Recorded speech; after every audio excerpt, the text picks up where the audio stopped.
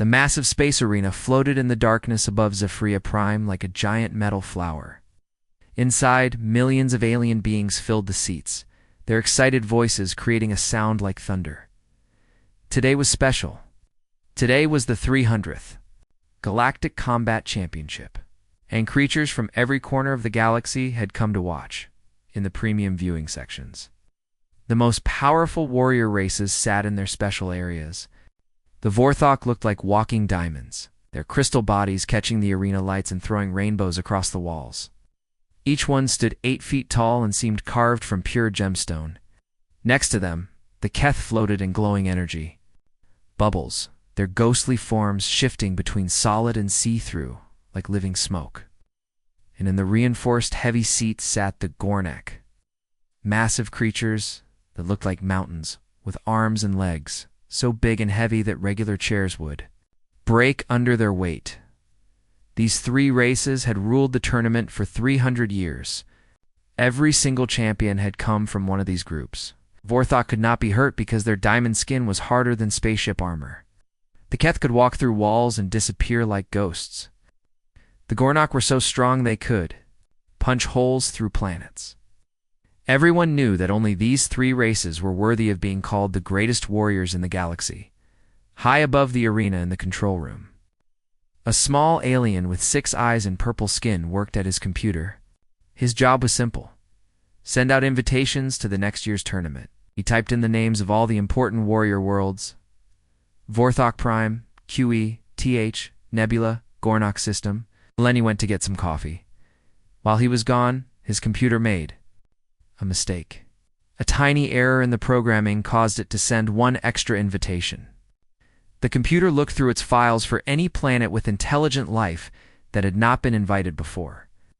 It found Earth, a small blue world on the edge of the galaxy that most aliens had never heard of. The computer sent the invitation automatically. When the alien came back with his coffee, he did not notice what had happened. The invitation was already traveling through space toward Earth, down in the arena. The current champion was warming up for his opening ceremony appearance. Kristax the Unbreakable was the greatest Vorthok warrior who had ever lived. His crystal body was perfect without a single crack or chip. For 200 years, he had fought in these championships. For 200 years, no one had even managed to scratch him. Other fighters were afraid to even look at him directly because his crystal skin was so bright.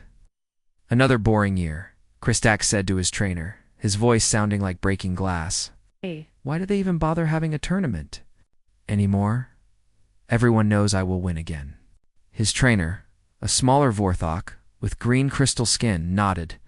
The fans like to watch the other fighters try, my lord. It makes them feel hopeful before you crush their dreams. Kristax laughed, a sound like ice breaking. Yes, I suppose, watching. Failure can be entertaining. In another part of the arena, Thok, the world breaker, was lifting weights that could crush buildings. The massive Gornak was preparing for his first match tomorrow. Each weight he lifted was the size of a car, but he tossed them around like toys. His thick gray skin had scars from 1,000 battles, and his small red eyes glowed with the joy of coming violence. Thok is ready to smash, he announced to anyone who would listen. Thok will crush all enemies like tiny bugs. Meanwhile, Whisper and Void floated in the Keth meditation chamber. The ghostly alien was practicing his phase walking, disappearing, and reappearing in different spots around the room. His people did not speak with words like other races, they communicated through shared thoughts and feelings. But for the tournament, he wore a translation device so others could understand him, the head commentator.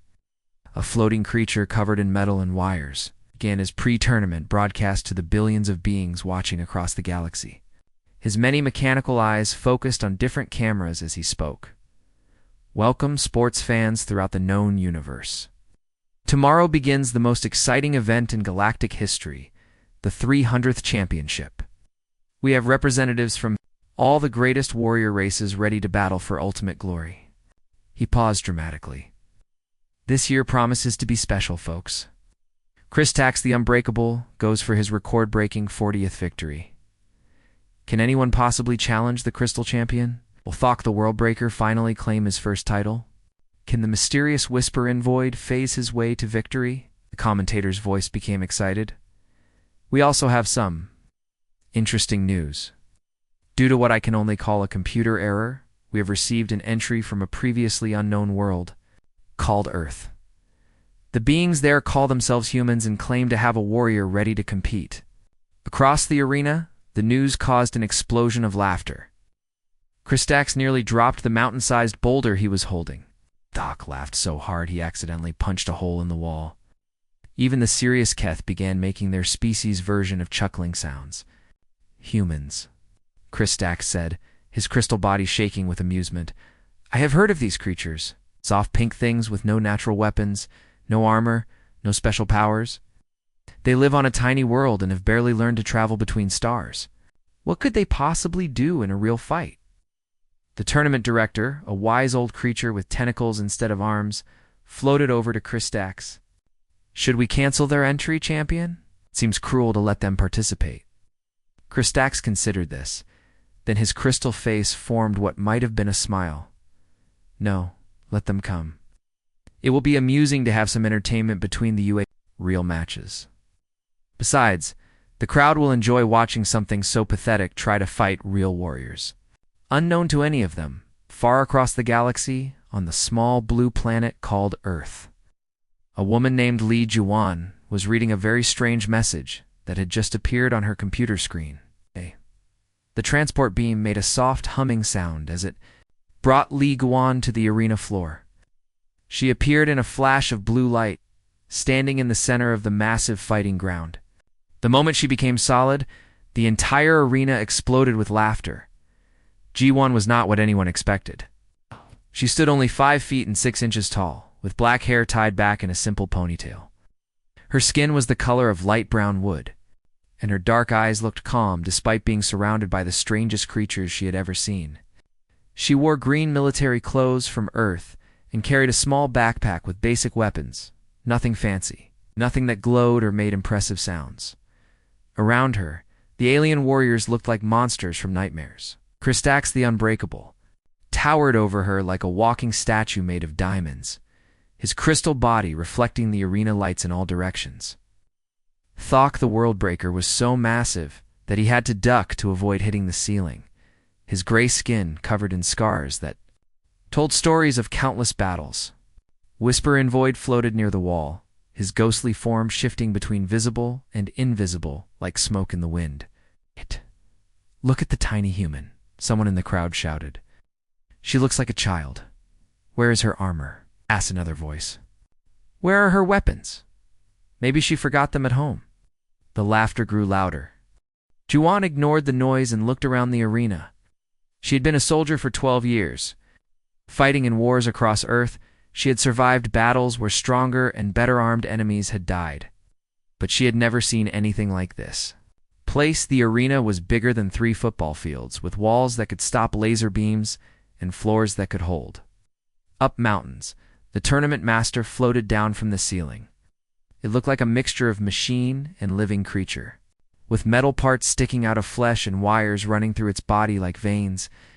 When it spoke, its voice went directly into everyone's mind instead of using sound. Welcome, warriors, to the 300th Galactic Combat Championship, the tournament master said. The rules are simple. 5 challenges will test your strength. Speed, brains, and heart. Only the strongest will survive to face our champion. Holographic images appeared in the air, showing what each challenge would be like. Xuan studied them carefully while the other fighters barely paid attention. They were too busy flexing their muscles and showing off their powers. The first challenge begins now, the tournament master announced. Raw strength. Each fighter must move their assigned weight from one end of the arena to the other. You have 10 minutes.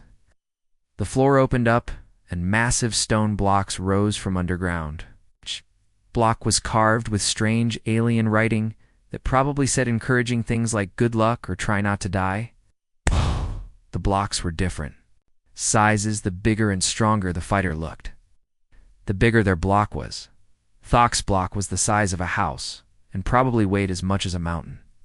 The Gornok warrior walked up to it, cracked his knuckles with sounds like breaking. Trees, and grabbed it with both hands. He lifted it over his head like it was made of paper and threw it across the arena.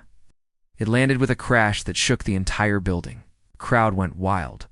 Kristax's block was nearly as large. Crystal Warrior simply pushed it with one finger, his diamond-hard body easily strong enough to move the massive weight. He made it look so easy that he was probably thinking about what to have for lunch. Whisper and Void faced his block differently.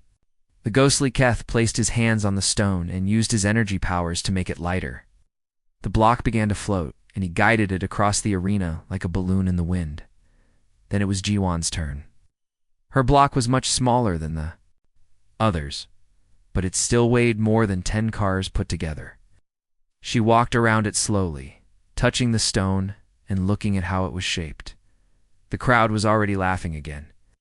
"This should be good," Kristax said to Thok. "Watch the human embarrass herself." Ow. But Jiwan was not embarrassed. She was thinking. During her years as a soldier, she had learned that when you are smaller and weaker than your enemy, you have to be smarter. She opened her backpack and took out several small objects that looked like metal tubes. She placed the tubes around the base of her block, then connected them with thin wires. The other fighters watched with confusion. What was the tiny human doing with her little toys? Jiwan stepped back and pressed a button on a small device. The tubes exploded with small but precise blasts. The explosions did not damage the block, but they lifted it slightly and started it rolling. As it rolled, Guan used a long metal bar from her pack to guide it, using the rolling motion to move it forward. It took her almost the full 10 minutes, but she got her block to the finish line.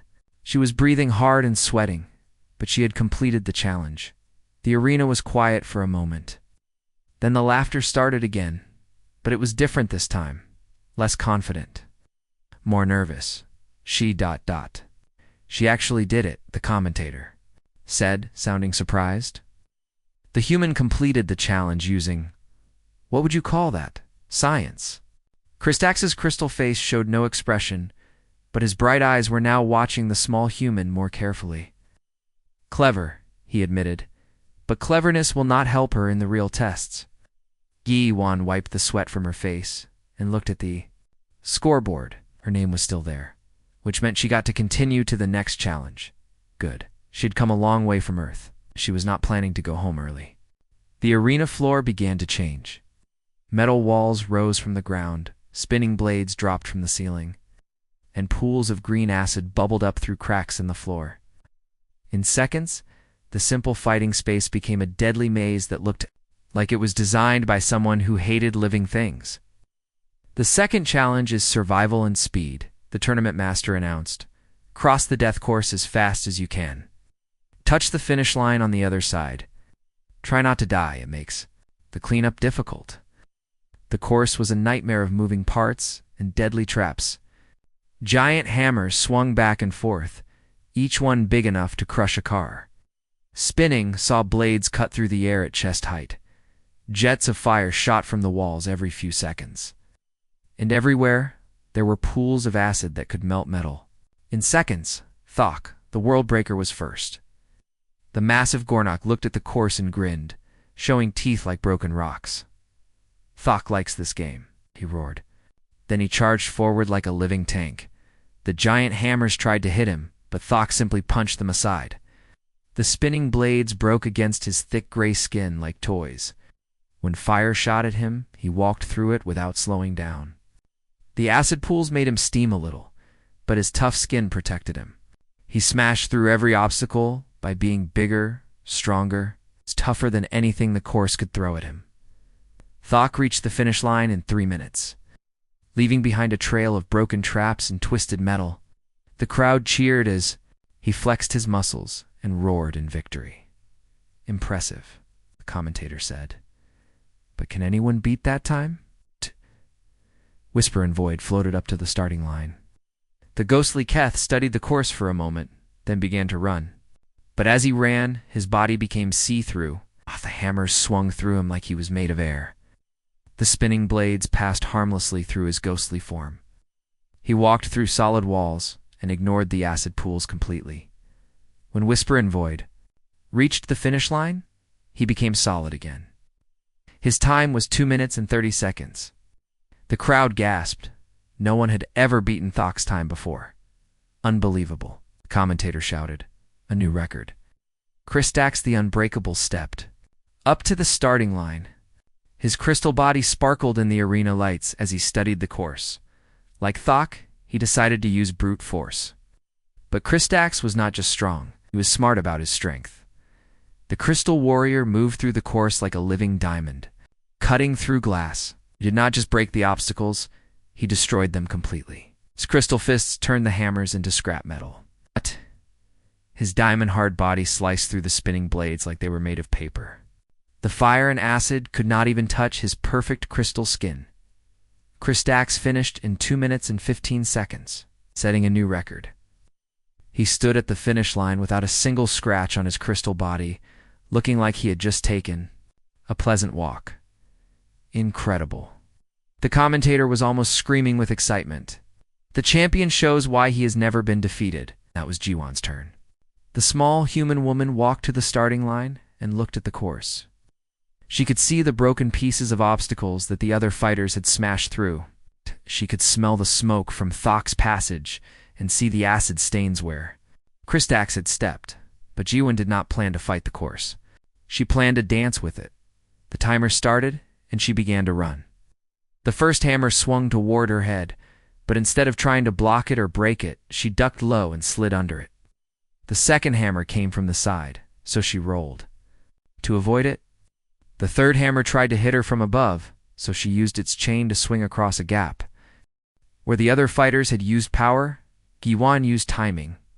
She watched the patterns of the traps and moved with them instead of against them. When spinning blades came at her, she slipped between them at the exact moment they were furthest apart. When fire shot from the walls, she was already moving to where the flames would not reach. The acid pools were the biggest challenge. She could not walk through them like Thok or ignore them like Whisper and Void. Instead, she used pieces of broken metal from the other fighters' destructive passages as stepping stones, jumping from piece to piece across the deadly liquid near. The end of the course, she faced the final obstacle, a wall of spinning blades with no way around them. The other fighters had simply smashed through, but Jiwon did not have that option. Instead, she took a small explosive from her pack and threw it at the ceiling above the blades. The explosion brought down a chunk of metal that fell into the blade mechanism. Jamming it for just a few seconds, Jiwon sprinted through the gap and dove for the finish line as the blades started spinning again behind her. Her time was 4 minutes and 38 seconds, much slower than the others. But she had crossed the death course without breaking a single obstacle, using only her brain and her timing. The arena was quiet. The crowd did not know whether to laugh or cheer. They had never seen anyone complete the course that way before. Well, the commentator said slowly, that was ... different. The human finishes with the slowest time. But she's still in the competition. Kristax stared at Jiwon with his bright crystal eyes.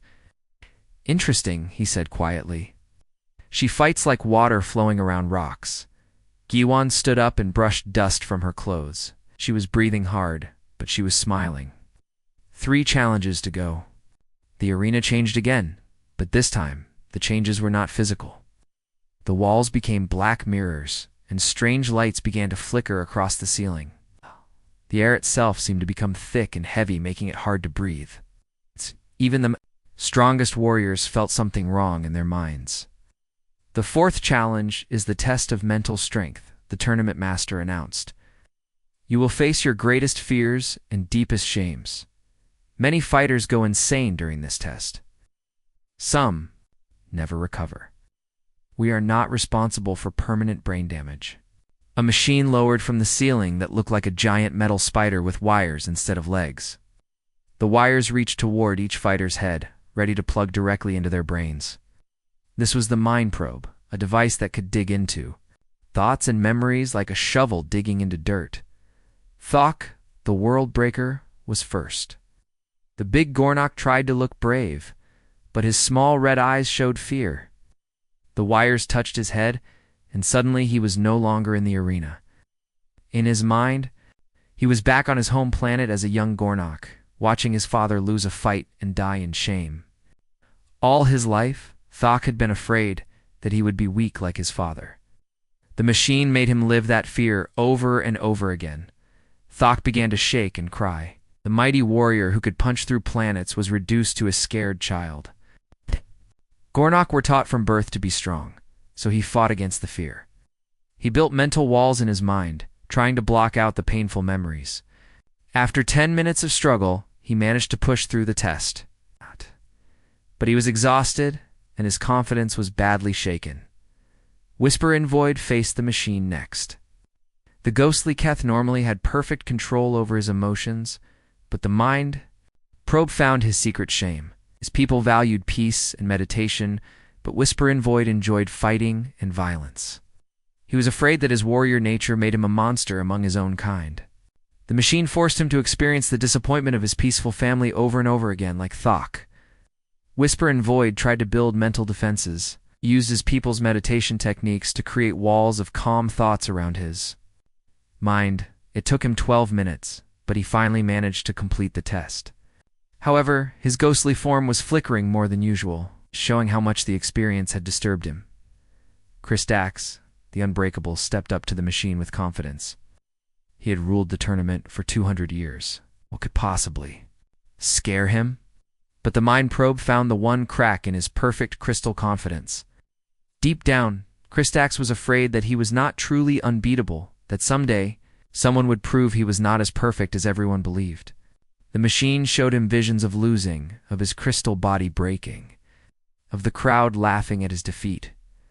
Kristax's crystal form began to develop tiny stress fractures as his fear grew. But he had centuries of victories to draw strength from. He remembered every opponent he had defeated, every crowd that had cheered his name. Using these memories like armor, he built an unbreakable wall of pride in his mind. Finished the test in 8 minutes, faster than the others. But the small cracks in his crystal skin showed that even he was not completely immune to fear. Now it was Jawan's turn. The small human woman walked up to the machine calmly. The other fighters watched with interest, wondering what fears a primitive human might have. Would she be afraid of the dark? Of being alone? Of not being strong enough? The wires touched. Giwan's head and the machine began to dig into her mind. It found plenty of fears. She was afraid of failing her mission, afraid of letting down the people who had chosen her to represent Earth, afraid of being forgotten on this distant world. The machine also found her memories of war, of friends who had died, of times when she had made mistakes that cost lives. But something strange happened. Instead of trying to block out these fears and painful memories, Jiwan opened her mind to them completely. She let every fear flow through her like water through a net. The machine tried to use her memories of failure to break her spirit, but she had already accepted those failures as part of who she was. More importantly, the mental connection worked both ways. While the machine was reading Jiwan's mind, she was reading something too, the minds of her competitors. Through the shared mental link, she began to understand what made them afraid. Thok was afraid of being weak. Whisper in Void was afraid of being judged. Kristax was afraid of losing his perfect image. These were the fears that drove them, but also the fears that could be used against them. But Gaiwan projected something back through the link that none of them had ever experienced. Before the human refusal to give up, even when everything seemed hopeless, even when logic said defeat was certain, humans had a strange habit of fighting anyway. This mental stubbornness, this unreasonable hope, flowed from Giwan's mind into theirs.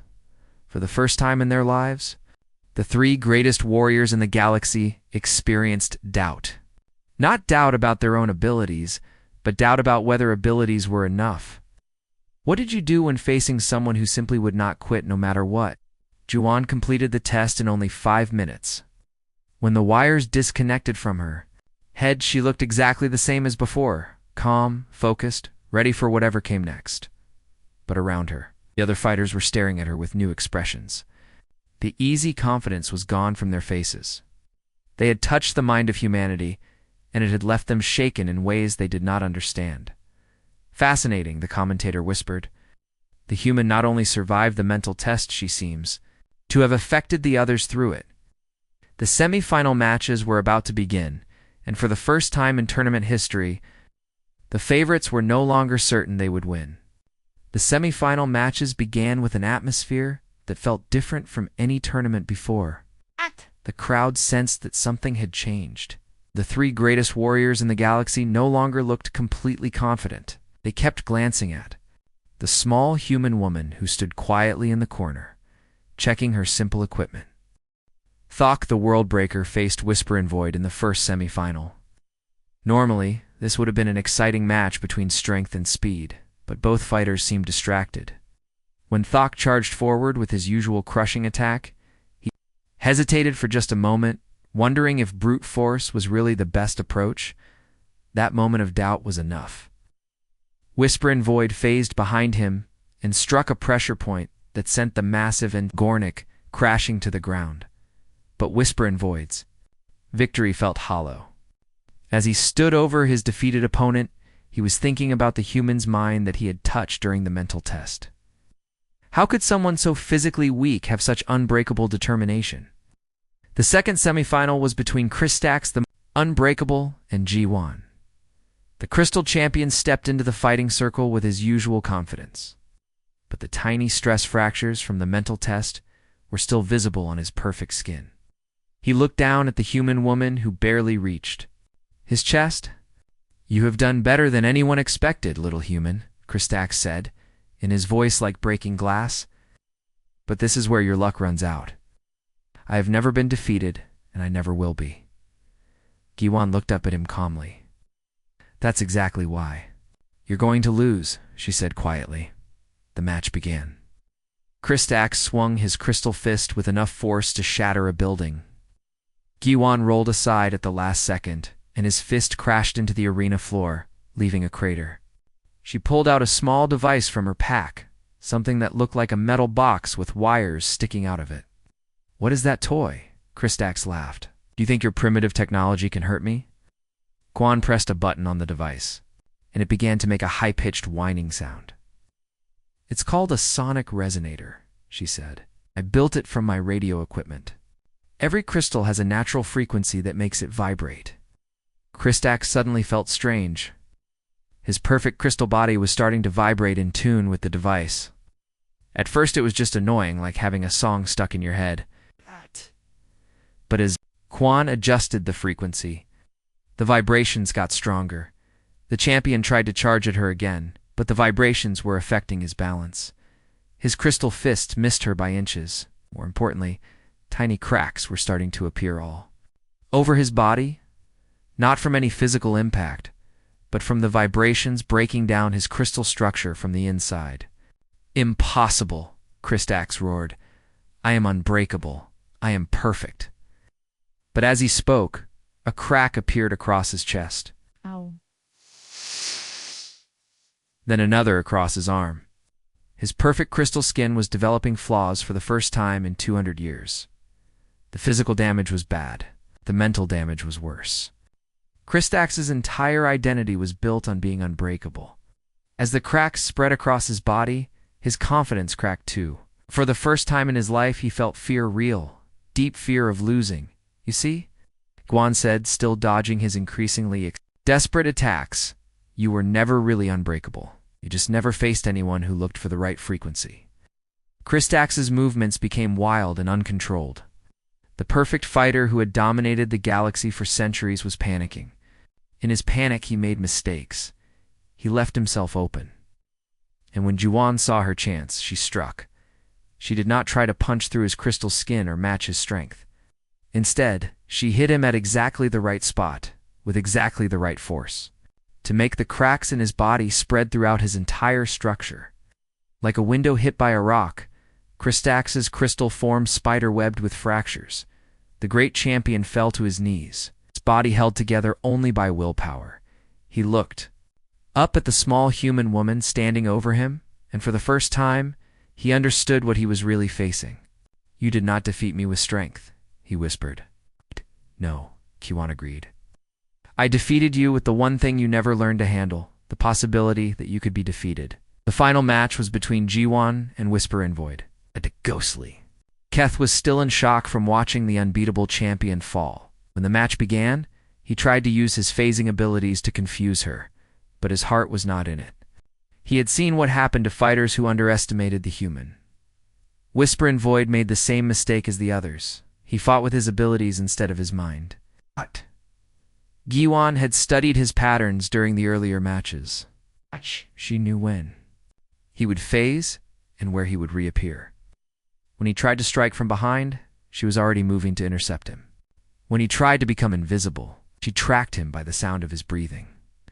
The match ended when Whisper and Void was confused and demoralized, solidified at the wrong moment, and walked straight into one of Juwan's traps. The arena fell completely. Silent. Li Giwan, the small human woman from the unknown planet Earth, stood alone in the center of the fighting ground.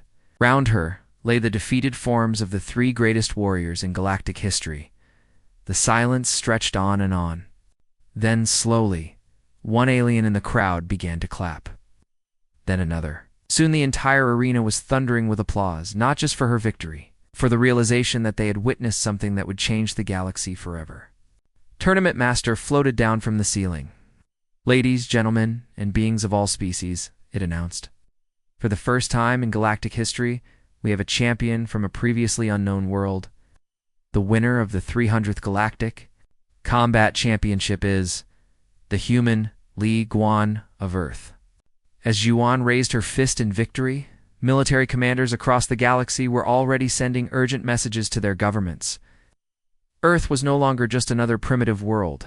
It was home to a species that had just proven the most dangerous thing any warrior could possess: the absolute refusal to accept defeat. They had thought it would be easy. They'd been very, very wrong.